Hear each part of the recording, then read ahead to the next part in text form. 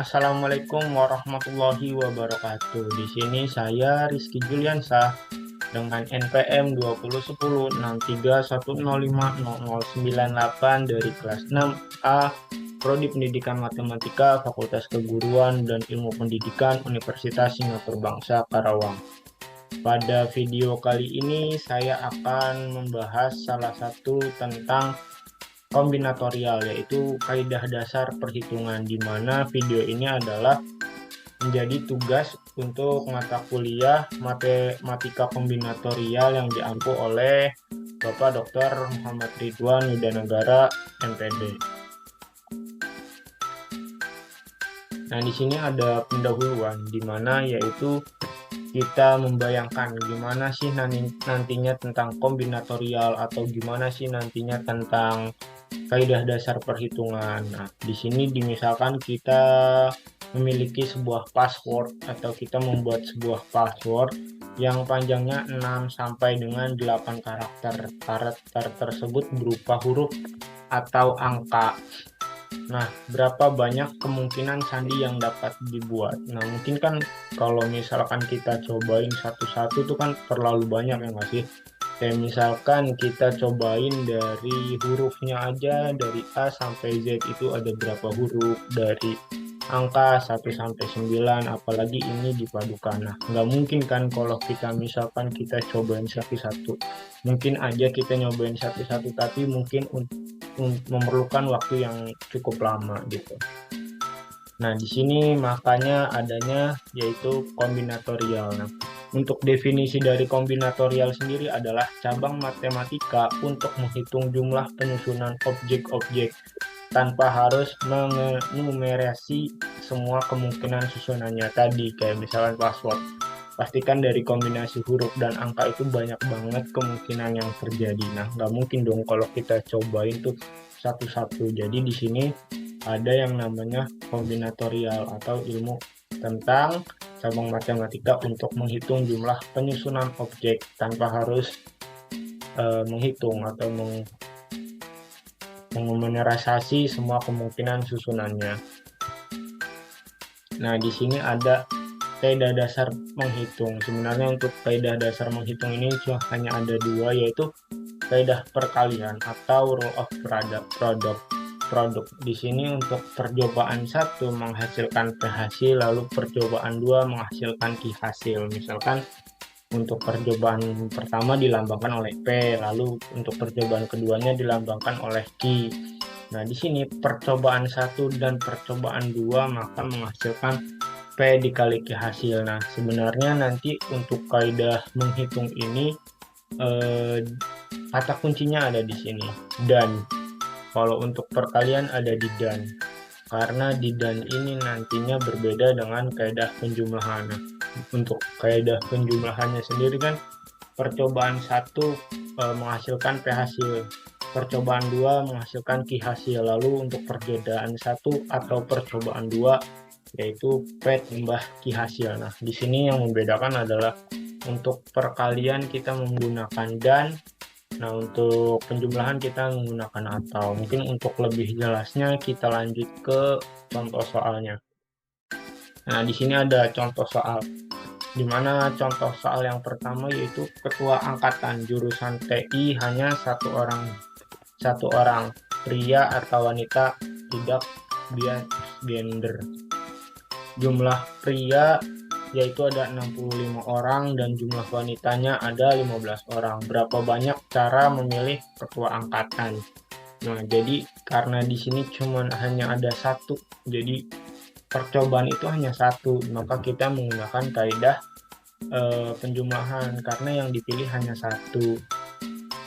Yang tadi kan kaidah penjumlahan P atau Q. Nah, di sini kan P atau Q, jadi si wanita atau si pria nih. Nah, itu kita menggunakan kaidah penjumlahan dengan penyelesaiannya, yaitu tadi jumlah pria ada 65 orang, lalu jumlah wanitanya ada 15 orang. Jadi langsung saja 65 ditambah 15. Maka untuk memilih siapa nanti yang akan menjadi ketua ada 80 cara, atau setiap orang tuh memiliki kesempatan untuk menjadi ketua.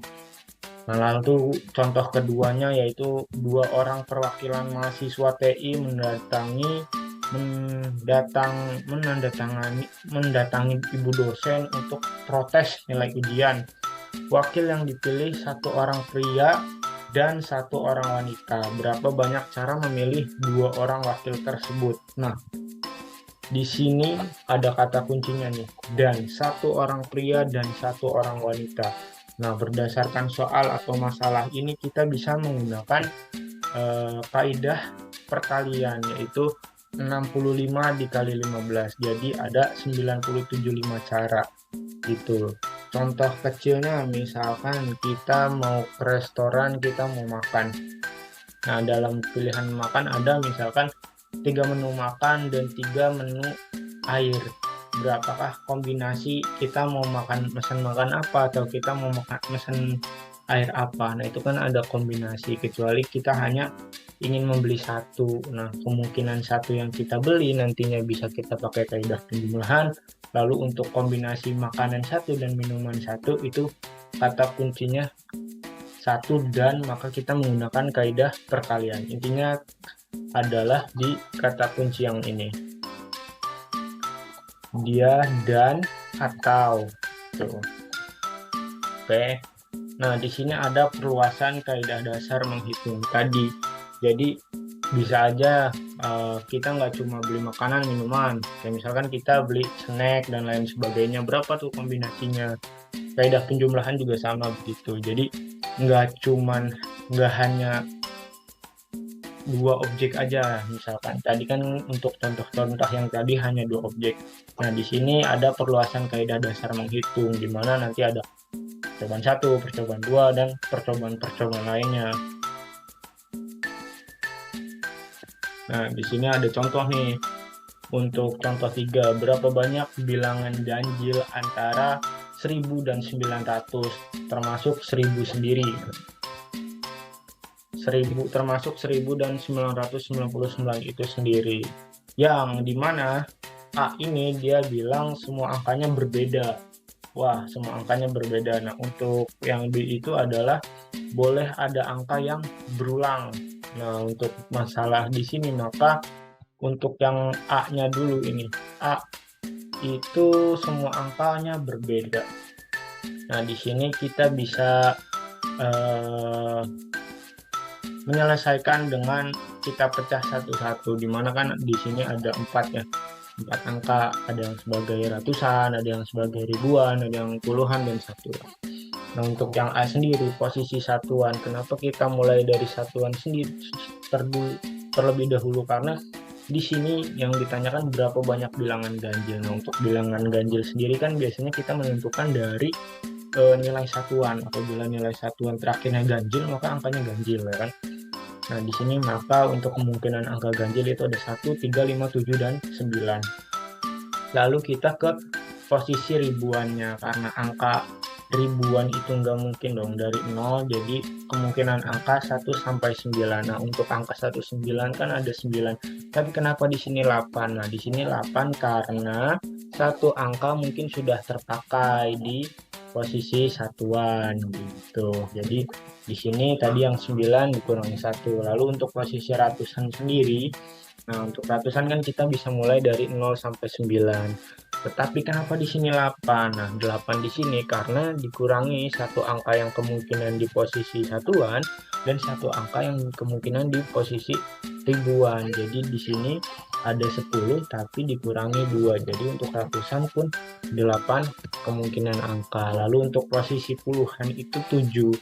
Kenapa? Karena merupakan sisa angka yang telah dipakai dari posisi ribuan, ratusan, dan satuan. Nah, angka kan ada dari 0 sampai 9. Jadi 0 sampai 9 kan ada 10. Karena tadi kemungkinan 3 angka sudah terpakai. Jadi di sini ada 7 buah angka. Lalu banyaknya bilangan ganjil seluruhnya adalah 8 dikali 5 dikali 8 dikali 8 dikali 7, yaitu ada kemungkinan adalah 2240 buah kombinasi angka yang merupakan bilangan ganjil antara 1000 sampai 999 yang angkanya berbeda gitu. Lalu untuk yang nomor 2, boleh ada angka yang berulang. Nah, kalau boleh ada angka yang berulang berarti di sini untuk posisi satuan kita masih sama karena dia mintanya bilangan ganjil. Lalu untuk posisi ribuan itu ada 9. Itu angka 1 sampai 9. Nah, di sini kenapa nggak dikurangi 1? Karena di sini dengan kata kunci boleh ada angka yang berulang. Begitupun dengan posisi ratusan dan puluhan. Jadi tidak ada angka yang tidak boleh berulang. Jadi kita masukin semua kemungkinan angka. Jadi nanti hasilnya adalah 5 dikali 9 dikali 10 dikali 10 adalah 4.500. Nah, ini adalah kaidah perkalian. Kenapa kaidah perkalian? Karena dia tidak ada satu pemilihan atau istilahnya tidak ada pemilihan yang tunggal. Kalau misalkan ada pemilihan yang tunggal baru kita menggunakan kaidah penjumlahan gitu. Di sini selanjutnya ada contoh 4. Nah, di sini selanjutnya ada contoh 4, yaitu tentang yang tadi, yang pendahuluan di awal, yaitu sandi atau password sistem komputer panjangnya 6-8 karakter. Tiap karakter berupa huruf atau angka, huruf besar dan huruf kecil tidak dibedakan. Berapa banyak sandi lewat yang dapat dibuat. Nah, sebelumnya kita harus tahu dulu berapa sih jumlah angka dan berapa jumlah password, jumlah huruf. Nah, huruf kan ada 26, 9 dari A sampai Z. Lalu untuk angka pun ada 0 sampai 9, ada 10. Jadi 26 ditambah 10 yaitu 36 karakter. Nah, jadi di sini ada 36 karakter. Jumlah kemungkinan sandi lewat dengan panjang 6 karakter. Nah, karena di sini tidak dikatakan tidak boleh ada pengulangan, maka di sini dari ke-6 kotak, misalkan 6 kotak password itu kita bisa isi langsung 36, 36, 36, 36, atau 36 pangkat 6, yaitu dengan hasilnya adalah 2.776.782.336.000. Nah, jumlah kemungkinan sandi dengan panjang 7 karakter, maka 36 pangkat 7. Nah, hasilnya segini, 78, 364, 164, 096. Lalu jumlah kemungkinan sandi dengan 8 karakter, hasilnya ada 2821, 109, 907, 456. Jadi untuk berapa sandi yang banyak dibuat? Nah, kita bisa nih berapa sandi? Wah, penjumlahan karena nanti intinya 1. Jadi kita pakai kaidah penjumlahan, yaitu dijumlah dari hasil dari kaidah kemungkinan yang ke-6, kemungkinan ke-7, kemungkinan 8. Jadi hasilnya adalah ini 2.901.650.833.888 buah. Nah, hal ini juga menjadi pertimbangan kenapa sandi itu atau password itu tidak ada yang dua angka atau 2 huruf, karena nanti kalau misalkan kita pakainya 2 angka mungkin gampang diretas, kayak misalkan hanya ada 99 cara untuk sandi dibuat gitu. Oke, mungkin itu saja penjelasan tentang kaidah menghitung dalam kombinatorial. Terima kasih untuk perhatiannya dan juga terima kasih sudah menyaksikan. Semangat belajar. Wassalamualaikum warahmatullahi wabarakatuh.